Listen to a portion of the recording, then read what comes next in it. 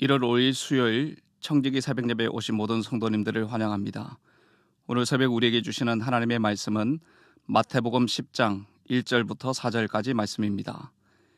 예수께서 그의 12제자를 부르사 더러운 귀신을 쫓아내며 모든 병과 모든 약한 것을 고치는 권능을 주시니라.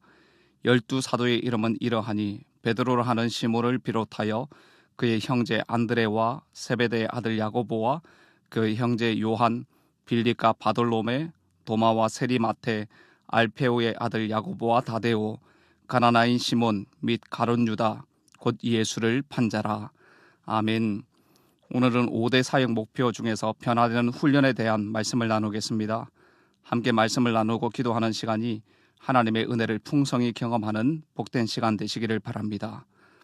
오늘 본문에는 예수님께서 부르신 12제자의 이름이 나옵니다. 그런데 이 12제자들을 가만히 살펴보면 이런 이유 때문에 부름을 받았구나라고 할 만한 어떤 공통적인 특징을 찾기가 어렵습니다. 먼저 2절 말씀을 보십시오. 12사도의 이름은 이러하니 베드로라 하는 시몬을 비롯하여, 베드로가 12제자의 대표격이었기 때문에 시몬을 비롯하여라고 말씀하고 있습니다. 그리고 그의 형제 안드레와 세베대의 아들 야고보와 그의 형제 요한, 안드레, 야고보, 요한은 예수님의 사촌들인데 이 세 사람 다 갈릴리 시골 어부 출신들입니다. 또 누가 나옵니까? 3절에 빌립. 이 빌립은 헬라말을 할 수 있는 베세다 시골 출신입니다. 그리고 바돌로메는 나다나엘과 동일 인물인데 그 속에 간사한 것이 없다는 칭찬을 들었던 인물입니다. 그리고 의심 많은 도마와 세리마테입니다. 마테의 본명은 알페오의 아들 레위인데 오늘 본문에는 세리마테라고 소개하고 있습니다. 이렇게 자신을 소개하는 것은 예수님을 만난 후에 얼마나 변화되었는지에 대한 말씀을 하려는 것이죠. 그리고 또 누가 나옵니까? 알페오의 아들 야고보와 다데오. 이 두 사람에 대해서는 성경에 알려진 바가 거의 없습니다. 그리고 4절에 가나나인 시몬입니다. 이 시몬은 로마에 저항하여 싸우는 열심당에 참여했던 사람이고 혁명투사와 같은 사람입니다. 그리고 가룟 유다 곧 예수를 판자라. 가룟 유다는 제자들 중에서 유일하게 예수님의 십자가와 부활을 목격하지 못하고 스스로 목숨을 끊었던 자입니다. 성도 여러분 잘 보십시오. 오늘 본문도 그렇지만 성경의 다른 기록을 보아도 12제자의 신상에 대해서 자세히 말씀하시지 않습니다. 왜 그럴까요? 다른 이유가 있는 것이 아니라 특별히 설명할 만한 이력이 없었다는 것입니다. 여러분, 제자들은 특별한 이력이 있거나 특별히 잘나거나 남들과 다른 기교나 재주가 있는 탁월한 자들이 아니었습니다. 상당한 지위나 신분이 있는 것도 아닙니다. 예수님께서 이 12제자를 부르신 것은 그들에게 특별한 무엇이 있어서가 아니었습니다. 여러분, 그렇다면 예수님께서 왜 이런 사람들을 부르셨을까요? 이런 사람들을 제자로 부르신 이유가 무엇이겠습니까? 그것은 예수님께서 세우신 공동체는 세상의 기준과 판단과는 전혀 다른 새로운 공동체라는 것을 말씀하시기 위함이었습니다. 옛 이스라엘 공동체가 가지고 있었던 그런 모든 문제와 갈등들을 다 끌어안고 좌파도 우파도 아니고 특정 부류에 속하는 자들이 아니라 전혀 다른 방향으로 나아가야 한다는 것을 보여주시는 것이죠. 사랑하는 여러분, 하나님은 지극히 평범한 사람들을 부르셔서 비범한 사람으로 사용하십니다. 하나님의 손에 붙들리고 하나님이 다듬으시고 하나님이 인도하시고 하나님이 사용하시면 가장 복되게 쓰임받는 사람이 되는 것입니다. 그러므로 제자들은 이 제자들을 부르신 예수님을 보면서 첫 번째로 깨달을 수 있는 것은 하나님 앞에서 아무도 하찮은 존재가 없다는 것입니다. 예수님의 제자가 되기 위해서 특정한 직업을 가져야 하고 특별한 성품을 소유해야 하고 좋은 가문에 태어나야 하고 특별한 은사와 능력이 필요한 것이 아니라는 것입니다. 하나님은 세상 기준으로 볼 때 얼마나 대단한가 하찮은가에 관심이 없으십니다. 오히려 스스로 하찮고 무익하다고 느끼는 그런 평범한 사람들을 사용하셔서 주님의 놀라운 사역을 행하게 하시는 것입니다. 12제자의 대표격인 베드로를 보십시오. 어부이고 다혈질적이고 어떤 면에서는 무식했던 베드로 아닙니까? 하지만 제자로 부름받고 오순절 성령 강림을 경험한 이후에 어떻게 되었습니까? 모여든 수천 명의 사람들 앞에서 구약의 역사를 훑어가면서 십자가와 부활의 복음을 증거했습니다. 베드로의 설교에 3,000명, 5,000명이 회개하고 주님께로 돌아오지 않았습니까? 여러분, 아무리 부족해도 하나님이 사용하시면 이렇게 놀랍게 쓰임받게 되는 줄 믿습니다. 바울 사도는 고린도 교회에 편지하면서 이렇게 말합니다. 고린도전서 1장 26절 27절입니다. 형제들아, 너희를 부르심을 보라. 육체를 따라 지혜로운 자가 많지 아니하며 능한 자가 많지 아니하며 문벌 좋은 자가 많지 아니하도다. 하나님께서 부르신 성도들을 보라는 것이죠. 하나님께서 어떻게 일하셨는지 보라는 것입니다. 27절입니다. 하나님께서 세상에 미련한 것들을 택하사 지혜 있는 자들을 부끄럽게 하려 하시고 세상에 약한 것들을 택하사 강한 것을 부끄럽게 하려 하시매. 여러분, 그렇습니다. 하나님께서는 세상에 미련하고 약하고 천한 것들을 택하셔서 사용하십니다. 그래서 여러분, 아무 육체도 하나님 앞에서 자랑할 수 없는 것입니다. 여러분, 부름받은 제자들이 가져야 할 가장 중요한 태도가 무엇이겠습니까? 자신의 약함을 보지 않고 주님의 위대하심을 인정하고 주님의 위대하심을 바라보아야 하는 것입니다. 자기 스스로 자격이 있다 없다, 실력이 된다 안 된다, 이렇게 말하지 말아야 하는 것입니다. 나 같은 사람이 뭘 할 수 있겠습니까? 저는 특별한 능력이 없는데요, 이렇게 말하지 말아야 합니다. 이렇게 말하는 것은 믿음 없는 사람의 고백인 것이죠. 주님께서 우리를 존귀하게 여기시고 우리를 특별하게 생각하고 계십니다. 하나님 앞에서는 하찮은 존재는 없는 것입니다. 지금 그 모습 그대로 무슨 일을 하든지 주님의 마음을 품고 주님의 복음을 증거하고 주님의 십자가로 살아가는 복음의 사람이 되어 있으면 우리는 얼마든지 가볍게 쓰임 받을 수 있는 것입니다. 그 어떤 사람이라도 사용하시는 주님의 뜻을 깨닫고 우리 모두가 주님의 제자로 귀하게 쓰임 받는 삶이 되시기를 주님의 이름으로 축복합니다. 두 번째로 깨닫는 것은 사명을 주신 분은 사명을 감당할 능력도 주신다는 것입니다. 예수님께서 제자를 부르실 때 평생 붙들고 있으려고 부르신 것이 아닌 것입니다. 주님의 증인으로 훈련시켜 보내시려고 부르셨습니다. 예수님께서 제자들을 훈련시켜 보내시는 목적이 1절에 나오는데 1절 말씀을 함께 읽어보겠습니다. 예수께서 그의 12 제자를 부르사 더러운 귀신을 쫓아내며 모든 병과 모든 약한 것을 고치는 권능을 주시니라. 귀신을 쫓아내고 모든 병과 약한 것을 고치는 권능을 주신다는 것이죠. 여러분, 이 사역은 누가 하신 사역입니까? 예수님께서 하신 사역입니다. 예수님께서 하신 것처럼 주님의 사역을 감당하게 하시려고 권능을 주신다는 것이죠. 그래서 예수님은 제자로 불렀지만 보낼 때는 사도로 보내셨습니다. 2절에 파송하는 제자의 이름을 말씀하시면서 12 제자라 하지 않고 무엇이라고 하십니까? 12 사도의 이름은 이러하니라고 말씀합니다. 제자가 아니라 사도라는 것이죠. 마태복음에서 사도라는 말이 여기에 단 한 번 나옵니다. 사도, 아포스톨로스, 보냄을 받은 자, 사신, 사자, 선교사, 대리자, 대사, 이런 다양한 의미를 가지고 있습니다.